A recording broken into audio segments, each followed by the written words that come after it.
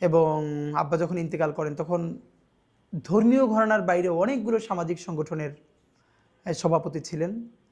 এবং আমার কমিউনিটিতে আমার আব্বা অত্যন্ত সম্মানিত একজন আলেম ছিলেন এবং যে অর্থে আমরা অ্যাক্টিভিস্ট বলি, বিভিন্ন সামাজিক অসঙ্গতি এর বিরুদ্ধে আজীবন তিনি আমার কমিউনিটির সব থেকে সোচ্চার এবং প্রতিবাদী মানুষ ছিলেন। তার নাম শরীফ মাওলানা আব্দুল হাদি। আমার উপজেলাতে যে কেউ তাকে হাদি হুজুর নামে চিনবেন আশা করি ইনশাল্লাহ।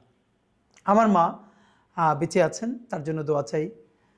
আমার মা একজন হাউসওয়াইফ এবং মানে তার কাছ থেকে আসলে মায়ের গল্প অন্য একদিন কোনো দিন বলবো, যে মা যেহেতু এখনও আছেন।